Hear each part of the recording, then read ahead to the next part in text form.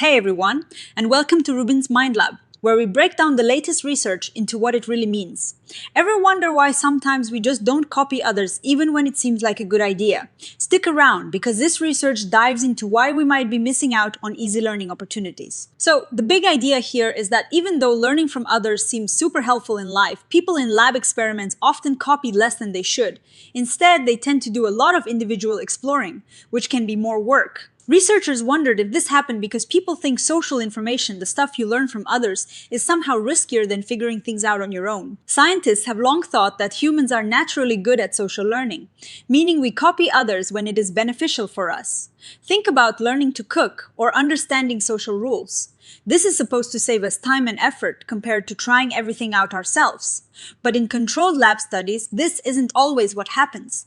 People often ignore the easy way out, copying others, and choose to explore on their own. Even when they have good information about what others are doing, this is called social information waste. The big question this paper tries to answer is why this social information waste happens.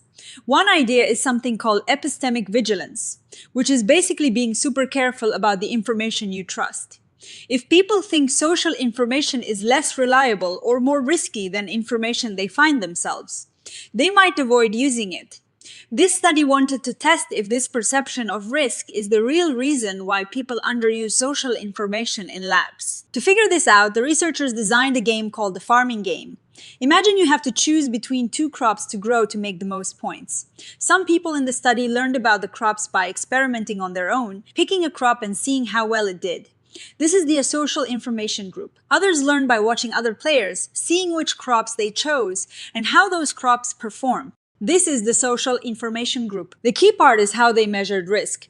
Before or after playing the game, participants also did a task that is common in economics, called a Holt-Laury task. In this task, you choose between a sure thing, like getting a small amount of money for sure, or a risky option, like a chance to win a lot more money, but also a chance to win less. By seeing how people choose in these risky vs. sure thing scenarios, researchers can get a sense of how risk-averse someone is. The clever part of the farming game was that they made sure the actual riskiness of the choices was the same for everyone, no matter how they learned about the crops, whether socially or individually. This way, any differences in how much risk people took should reflect their beliefs about the source of the information. If social information is seen as riskier, people in that group would choose the sure thing more often. So, what did they find? Well, it turns out their main prediction wasn't supported. People who learned from social information were not significantly more or less risk-averse than those who learned from individual exploration. This means that the idea that we avoid social information because we think it is riskier doesn't seem to hold up in this experiment. The results showed that the learning condition, whether it was social or individual, didn't really change how risky people's choices were, even when they looked at different types of social learning, like learning directly from someone's success versus learning from indirect cues of success. There wasn't a clear pattern suggesting social information was perceived as riskier. Even in the pilot study, which was a smaller trial run, they didn't see strong evidence that learning condition affected risk-taking. While there were some hints, nothing was statistically significant enough to make a strong claim. The main takeaway is that the common observation of people underusing social information in labs might not be because they're afraid of the risk associated with it. If it is not risk perception, what else could it be? The paper suggests a few possibilities. One possibility is that the experiment just wasn't sensitive enough to pick up small differences in risk perception. Or more optimistically, maybe people just don't inherently see social information as riskier. If that is the case, then the social information waste seen in labs might be caused by something else entirely. For example, the researchers point out that in many previous studies, participants in the asocial learning conditions got to play or engage more with the task, making it more entertaining. In this study, they made sure the entertainment value was the same across all conditions. So, it is possible that the difference in how fun or engaging the tasks are, rather than the perceived risk, is what drives the underuse of social information in other experiments. Interestingly, the presence of indirect cues like wealth indicators didn't seem to make social information less risky or improve learning as expected. In fact, it sometimes led to worse learning outcomes and less certainty.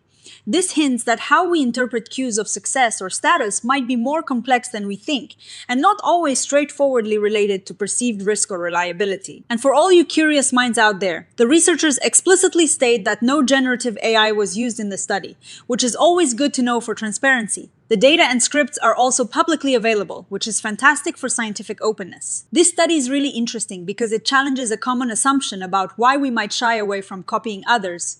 It suggests that our caution around social learning might not be driven by a fear of risk, but possibly by other factors like engagement or how we process certain social cues.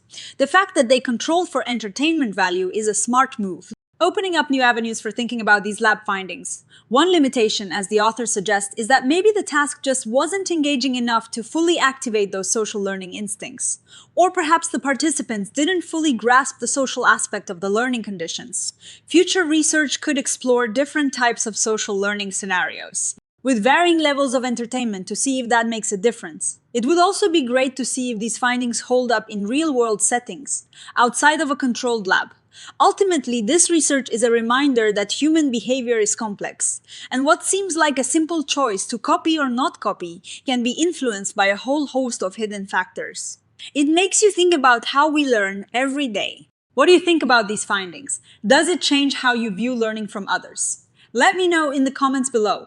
If you found this breakdown helpful, please give this video a like, subscribe to RUBIN'S Mind Lab for more science deep dives, and hit that notification bell so you don't miss our next episode. Thanks for watching.